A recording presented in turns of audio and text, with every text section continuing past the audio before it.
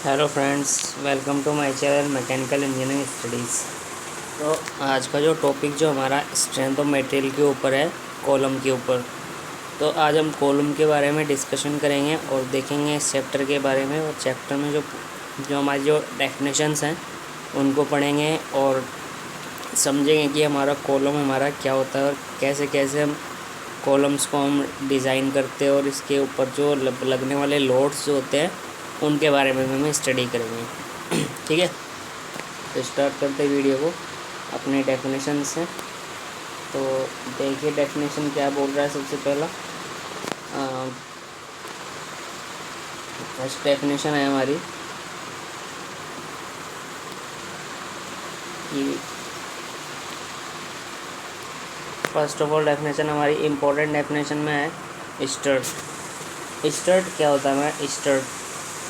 देखिए स्टड हमारा एक बार, ए बार और ए मेंबर, ए बार और ए मेंबर, ठीक है, in a structure in any position than vertical subjected to an axial load, axially compressive load is called strut. मतलब कि इसका कहने का मतलब ये है कि भाई हमारा जो कॉलम जो है, जनरली जो हमारे जो कॉलम्स जो होते हैं, स्टड होता है हमारा कॉलम। ठीक है, अब मैं जैसे कि डायग्राम में दिखाता हूँ आपको कि कॉलम हमारा कैसा होता है। कॉलम हमारा जनरली हमारे जैसे कि वर्टिकल मेंबर जिसको बोलते हैं, स्ट्रक्चर मेंबर होता है ये। जैसे कि मैं बता देता हूँ आपको स्ट्रक्चर मेंबर, ये लाइक एज ये हमारा इस टाइप से हमारा क्या है, एक कॉलम है। ठीक है, इसका मैं 3D व्यू बना के दिखा देता हूँ। ये हमारा इस टाइप से हमारा कॉलम होता है। ठीक, अब इस पर क्या होते हैं हमारे, ये हमारा कॉलम हो गया। अब क्या होता है हमारा, जैसे कि कॉलम है ये, मैं इसका फेस सामने का जो व्यू दिखा रहा हूँ, ये हमारा कॉलम है। अब इसके ऊपर क्या होता है हमारा, कुछ हमारे वर्टिकल फोर्सेस एक्ट करते हैं अलोंग टू लेंथ, कॉलम की लेंथ के अलोंग टू लेंथ हमारा ये इसकी एक्सिस होगी, कॉलम की एक्सिस होगी, ये एक्सिस ऑफ कॉलम होगी। देन इसके बाद ये हमारी अलोंग टू लेंथ हमारा क्या करता है, लोड को गेन करता है एक्सियली, ये एक्सियल लेंथ होगी इसकी। ठीक है, अब ये हमारा हो गया कॉलम। अब आगे देखते हैं डेफिनेशन इसकी अगली कॉलम की। स्टड तो हमने देख लिया कि हमारा जो स्टड्स होते हैं हमारे किसी भी पोजीशन पे होते हैं उसको हम स्टड बोलते हैं, जो हमारे किसी कॉम्प्रेसिव फोर्स को गेन करते हैं। अब नेक्स्ट हमारा जो सेकंड नंबर का जो पॉइंट जो है ये है हमारा कॉलम। कॉलम ए बार और a member of a structure incline at 90 degree. इसमें बोला इसने 90 डिग्री पे क्या होता है, इंक्लाइन होता है ये। ठीक है, और क्या करता है ये, to the horizontal and carrying a axial compressive load. ये हमारा क्या करता है, हॉरिजॉन्टल लोड, हॉरिजॉन्टल और एक्सियल कंप्रेसिव लोड को क्या करता है, ये कैरी करता है। इसको हम बोलते हैं column, that's called is a column. ठीक है, अब हमने समझ लिया कॉलम क्या होता है। हमारे कॉलम हमारा स्ट्रक्चर मेंबर होता है जो कि हमारा 90 डिग्री के अलोंग टू 90 डिग्री पे हमारा इंक्लाइन होता है। ठीक है, अब इसके बाद नेक्स्ट डेफिनेशन हमारी थर्ड, स्लेंडरनेस रेशियो। ठीक है, अब स्लेंडरनेस रेशियो देखते हैं क्या होता है। Slenderness ratio, the ratio between the length of the column, the ratio of the length of the column, the maximum radius of variation, maximum radius of variation of the section. ठीक है, it is the ratio of the length, length का और maximum radius of variation का क्या होता है, ये ratio होता है। इसको हम बोलते हैं स्लेंडरनेस रेशियो। ठीक है, इसको हम लैम्डा से रिप्रेजेंट करते हैं, लैम्डा का साइन होता है हमारा। ठीक, और जो ये हमारा जो फॉर्मूला जो होता है, ये वाला फॉर्मूला है हमारा स्लेंडरनेस रेशियो का। ठीक है, ये आपको याद रखना, आगे जब न्यूमेरिकल बनाएंगे तो उसमें बहुत ही हेल्प करेगा फॉर्मूला। ठीक है, नीचे जो इसकी जो लाइन दी है ये वाली क्या कह रही है कि भाई जो हमारा strength of the column depend upon slenderness ratio. जो हमारी जो स्ट्रेंथ जो होगी कॉलम की वो डिपेंड करेगी हमारी स्लेंडरनेस रेशियो पे।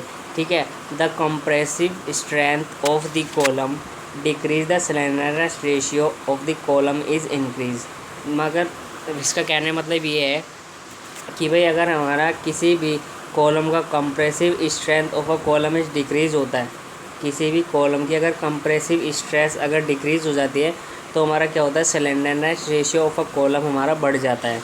मतलब कि इसका ये क्या होता है, जब भी अगर हमारा कोई भी कॉलम होता है, अगर उसके ऊपर अगर हमारा कंप्रेसिव फोर्स अगर ज़्यादा आ जाता है तो उससे उसके रीजन से क्या होता है, उसका स्लैंडरनेस रेशियो बढ़ जाता है। तो स्लैंडरनेस रेशियो को हम इसलिए चेक करते हैं कि भाई हमारा कॉलम कहीं किस रीजन में हमारा फेल कर रहा है। ठीक है, ये जो हमारा मैक्सिमम रेडियस ऑफ गैरिएशन कहने मतलब ये इसमें क्या है कि भाई ये जो मैक्सिमम रेडियस ऑफ गैरिएशन का मतलब इसलिए दिया गया है कि भाई अगर हम किसी भी कॉलम में कि अगर मान लो किसी भी कॉलम के ये लाइक एज कोई भी कॉलम है, मान लो लाइक एज सर्कुलर कॉलम है सपोज इस टाइप से, ठीक है, और हमारा कोई मान लो रेक्टेंगल कॉलम है इस टाइप से, ठीक है, या फिर हमारा कोई कुछ भी कह लो, हमारा स्क्वायर कॉलम है इस टाइप से, ये हमारे शेप होती है हमारी कॉलम्स की। अगर किसी भी रेक्टेंगल का ले लो, ये जैसे मैं नाम देता हूँ उनको ABC 1 2 and 3, ठीक है। जैसे कि हमारा 1 नंबर तो हमारा रेक्टेंगल हो गया, सेकंड नंबर हमारा सर्कुलर हो गया, और थर्ड नंबर मेरा हो गया स्क्वायर सेक्शन। अब जिसका भी मोमेंट ऑफ इनर्शिया सबसे ज़्यादा होगा उसी का ही मैक्सिमम रेडियस ऑफ गैरिएशन सबसे ज़्यादा होगा, ठीक है। कहने का मतलब ये है कि भाई अगर हमारे किसी भी फेस की अगर किसी भी फेस को ले लो या कॉलम की लेंथ को कॉलम की विड्थ को ले लो या उसकी लेंथ को ले लो, ठीक है, और उस फेस पे जिसका भी मोमेंट ऑफ इनर्शिया सबसे ज़्यादा होगा वही इसकी मैक्सिमम रेडियस ऑफ गैरिएशन के इक्वल होगी, ठीक है। तो ये मैं आपको बताना चाह रहा था कि भाई हमारे डिफरेंट सेक्शंस में हमारे अलग अलग रेडियस ऑफ गैरिएशन मिलते हैं कॉलम के अंदर, ठीक है। अब आगे जो हमारा आता है वो होता है हमारा बकलिंग लोड। ये बहुत ही इम्पोर्टेंट पॉइंट हमारा बकलिंग लोड क्या होता है हमारा। बकलिंग लोड क्या है, अब देखते हैं बकलिंग लोड, 4th पॉइंट जो बोल रहा है। बकलिंग लोड क्या होता है, the when a axial load increase in continuously on a column, मतलब कि अगर हमारा कोई भी कॉलम है उसके ऊपर हम एक्सियली लोड को इंक्रीज करें कंटिन्यूसली ऑफ अ कॉलम के ऊपर हम लगा रहे हैं, then the value of the load column will be just deflect in little lateral displacement. मतलब कि कहने का मतलब यह, मैं डायग्राम से दिखाता हूँ आपको। मान लो ये मेरा कोई कॉलम है, ठीक है, दोनों ओर से मैंने फिक्स कर दिया इसको, ठीक, ये इस टाइप से मैंने फिक्स कर दिया है यहाँ से। अब इस पे क्या हो रहा है, कुछ भी कंप्रेसिव फोर्स एक्ट कर रहे हैं इस कॉलम के ऊपर कंटिन्यूसली, मतलब कि कंटिन्यूसली इंक्रीज़ कर रहे हैं हम उसको, धीरे धीरे हम उसमें लोड को हम बढ़ा रहे हैं लगातार। तो एक कुछ टाइम बाद क्या करेगा, इस डायरेक्शन, जब मैं दूसरे डायग्राम में दिखाऊंगा आपको, सपोज ये फिक्स है, यहाँ से दोनों पॉइंट्स हमारे फिक्स है कॉलम के। अब ये क्या करेगा, यहाँ से बकल होना स्टार्ट कर देगा इस टाइप से, ठीक है। ये हमारा क्या किया, इस कॉलम ने इसको जब उसके ऊपर जब लोड लग रहे थे, मेरे कंटिन्यूसली लोड लग रहे थे, तो इस लोड के रीजन से क्या हुआ, इसके अंदर बकलिंग आया। ये हमारा होता है बकलिंग, ठीक है। और ये होते हैं हमारे डिस्प्लेसमेंट, जितना कॉलम की जो एक्सियल डिस्टेंस से जितना वो बकल करेगा वो होगी उसकी डिस्प्लेसमेंट। मतलब कि ये हमारा एक्सियल पॉइंट है, जो मैंने स्ट्रेट लाइन जो है वो मेरा एक्सियल या एक्सिस ऑफ कॉलम बोल लो, ठीक है। एक्सिस ऑफ कॉलम से जितने भी कॉलम की डायमेंशन में जितना भी डिफरेंस आएगा उसको हम बोलेंगे बकलिंग लोड, बकलिंग, ठीक है। अब ये कॉलम जो भी होते हैं हमारे बकलिंग के रीजन से भी हमारे फेल कर जाते हैं, ठीक है, ओके। देन ये अब हो गया हमारा बकलिंग लोड, समझ में आ गया होगा। आगे पढ़ते हैं इसमें बकलिंग लोड में क्या क्या गिवन है, ठीक है। तो इसके बाद जो बोल रहा है ये कि भाई हमारा बकलिंग लोड तो हो गया, अब इसके रीजन से क्या होता है, the maximum limiting load the maximum limiting load at which the column tends to have literal displacement tends to buckle is called a buckling or crippling or critical load, ठीक है। मतलब कि कहने मतलब ये है, रीज़न इसका ये है, अगर हमारा कोई भी कॉलम है उसके अंदर हम मैक्सिमम लोड लिमिटिंग अगर लगा दें तो उसके अंदर क्या होगा, कुछ ना कुछ लिटरली डिस्प्लेसमेंट होगा, ठीक है। उसी को हम बोलते हैं बक्कल या फिर उसको बोलते हैं बकलिंग, या फिर उसको बोलते हैं क्रिपलिंग, और इसको बोलते हैं क्रिटिकल लोड। मतलब इसके 3-4 नाम हैं, ये आपको ध्यान रखना है। अगर कई बाय द वे अगर एग्ज़ाम में पूछ दे कि भाई क्रिपलिंग लोड क्या होता है, बकलिंग लोड क्या होता है, क्रिटिकल लोड क्या होता है, तो इसका मीन एक ही है कि भाई हमारे बकलिंग लोड के नाम से ही जाने जाते हैं। अब buckling load take place about the axis having the maximum radius of gyration of the momentum of inertia.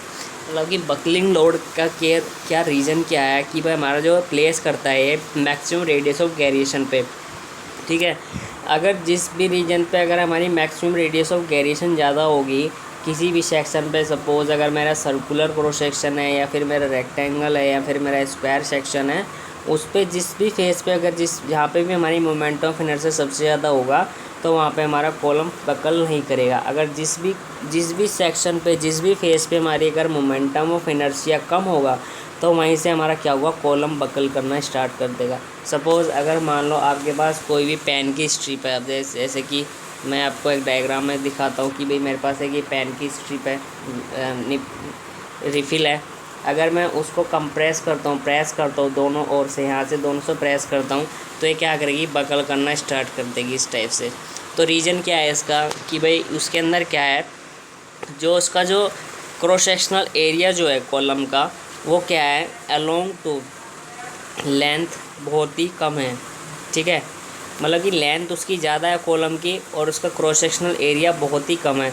तो इसलिए क्या हुआ, जब उसके ऊपर हमने लोड लगाया दोनों ओर से, या फिर किसी एक एंड में हमने लोड लगाया, तो क्या करेगा, वो बकल करना स्टार्ट कर देगा। तो यही एक रीज़न है बकलिंग का भी। आप प्रैक्टिकल भी देख सकते हैं, अगर आप घर पे भी प्रैक्टिकल है आपके पास पेन की रिफ़िल है, उसको आप कंप्रेस करके देखिए, कुछ ना कुछ उसके अंदर बकलिंग होगी ज़रूर, ठीक है। नेक्स्ट पॉइंट हमारा 5th पॉइंट है सेफ लोड। तो सेफ लोड क्या होते हैं हमारे, the load to which the column is subjected to and the below the buckling load. मतलब कि सेफ लोड वो लोड होते हैं जो कि हमारे बकलिंग लोड से कम होते हैं, अगर, ठीक है, is called as safe load the obtain by dividing the buckling load and suitable factor of safety. मतलब कि सेफ लोड का जो फॉर्मूला जो होता है, buckling load divide by factor of safety, ठीक है। अब इसको समझते हैं कि भाई ये सेफ लोड होता क्या है, और इसको हमने फैक्टर ऑफ सेफ्टी से क्यों कंसिडर किया, क्योंकि अगर हम अब देखिए, अगर हम किसी भी कॉलम को अगर हम डिज़ाइन करते हैं तो उसके अंदर हम कुछ ना कुछ फैक्टर ऑफ सेफ्टीज़ को अपने ओर से ऐड करके चलते हैं। अगर सपोज़ मान लो मैं किसी कॉलम को 50 किलो न्यूटन के लिए डिज़ाइन करता हूँ, ठीक है। अगर मैं किसी कॉलम को, ध्यान से सुनना, अगर मैं किसी कॉलम को 50 किलो न्यूटन के लिए डिज़ाइन करता हूँ, तो उस पर जो लगने वाला जो लोड है, जो मैं 50 किलो न्यूटन के लिए जो मैं डिज़ाइन कर रहा हूँ, वो मेरा क्या है, बकलिंग लोड, ठीक है। वो क्या है, मेरा बकलिंग लोड। हालांकि जब हम इसके ऊपर 50 किलो न्यूटन से भी 50 किलो न्यूटन तक का लोड लगाएंगे तो ये बकल नहीं करेगा। अगर बाय द वे अगर इन सर्विस कोई भी फैक्टर ऑफ सेफ्टी है, इन सर्विस अगर अब कोई भी स्ट्रक्चर है इन सर्विस में आया और उसके ऊपर मैंने 50 किलो न्यूटन से ज़्यादा लोड लगा दिया, तो क्या करेगा, बकल कर जाएगा वो कॉलम तुरंत ही। अगर मेरा 50.1 किलो न्यूटन लोड भी उसके ऊपर आया कॉलम के ऊपर, तो क्या कर जाएगा, मेरा फेल कर जाएगा कॉलम। तो इसीलिए मैं इसके अंदर फैक्टर ऑफ सेफ्टी से इसको डिवाइड करके चलूँगा, क्योंकि फैक्टर ऑफ सेफ्टी ऐसा एक पॉइंट होता है जिससे कि हम किसी भी स्ट्रक्चर की लाइफ स्पैन को बढ़ा सकते हैं। अब इस फैक्टर ऑफ सेफ्टी के कुछ डिसएडवांटेजेस भी है। अगर हम मान लो कि अगर हम फैक्टर ऑफ सेफ्टी बढ़ाते चले जाए, बेवजह बढ़ाते चले जाए अनवांटेड, तो उससे क्या हो रहा है, मटेरियल की क्या हो रही है, लाइफ स्पैन तो बढ़ रहा है, बट उसके अंदर क्या हो रहा है, हमारा मटेरियल की कॉस्ट हम बेवजह बढ़ाते जा रहे हैं, क्योंकि मटेरियल की हम क्वांटिटी को बढ़ा रहे हैं, ठीक है।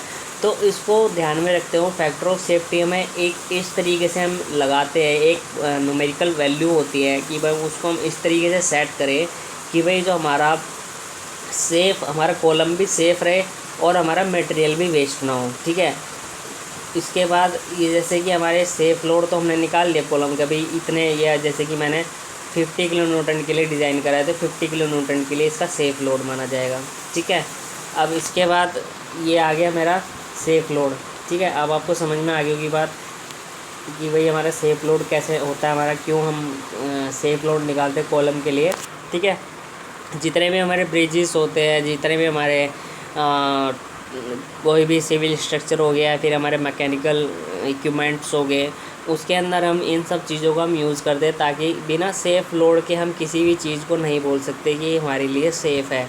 ठीक है, अगर हम कोई भी ब्रिज बना रहे हैं या फिर कोई भी स्ट्रक्चर हम रेडी कर रहे हैं, तो उसके लिए हम सेफ़ लोड बहुत ज़रूरी होता है हमें निकालना। ठीक है, आगे 6 पॉइंट हमारा क्या बोल रहा है, equivalent length of a column.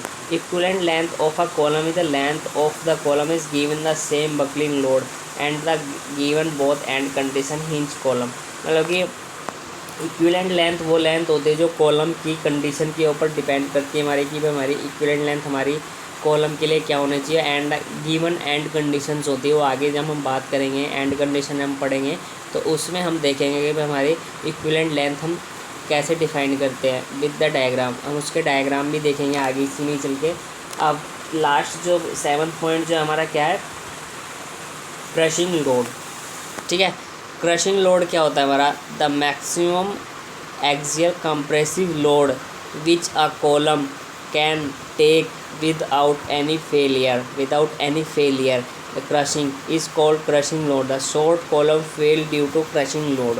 ठीक, ये हमारे क्या हो गए कि भाई हमारा जो क्रशिंग लोड जो होता है वो हमारा मैक्सिमम से मैक्सिमम जितना उसके अंदर कंप्रेसिव लोड जो होगा वो जितना भी मैक्सिमम उसके अंदर कंप्रेसिव लोड होगा वो विदाउट एनी फेलियर क्या कर लेगा, वो गेन करेगा। ठीक है, और उसी को हम बोलते हैं विदाउट एनी फेलियर वो क्या कर लेगा, उसको क्रश कर लेगा, मतलब कि इसको गेन करेगा अपनी ओर। उस कॉलम वो जो कॉलम जो होगा अपनी ओर क्या करेगा, उसको गेन कर लेगा, और उसी को हम बोलते हैं, उसी लोड को हम बोलते हैं क्रशिंग लोड। अगर हमारा उससे ज़्यादा अगर लोड लग जाता है किसी कॉलम के ऊपर तो क्या करेगा, फेल कर जाएगा हमारा क्रशिंग लोड से। ठीक है, और ये जनरली हमारे शॉर्ट कॉलम के अंदर देखने को मिलता है। ठीक है, तो ये थी वीडियो आज की। हमने डेफिनेशंस देखी हमने कॉलम के बारे में कि भाई हमारे जो डेफिनेशंस है ये इम्पोर्टेंट डेफिनेशन है, काफ़ी बहुत ही हेल्पफुल होती है हमारे एग्ज़ाम के लिए, एग्ज़ाम के पॉइंट ऑफ व्यू से। तो बेसिक डेफिनेशंस थी, तो आप देख लेना और मेरी वीडियो को ज़रूर लाइक करना। Thank you for watching guys my video. Okay, और अच्छे से देखना इन सारी मेरी सारी वीडियोज़ को, और शेयर करना, कमेंट करना, और मेरी जितनी भी वीडियोज़ है बहुत ही अच्छी है और देखते रहिएगा। Please subscribe my channel and share my channel. Thank you for watching.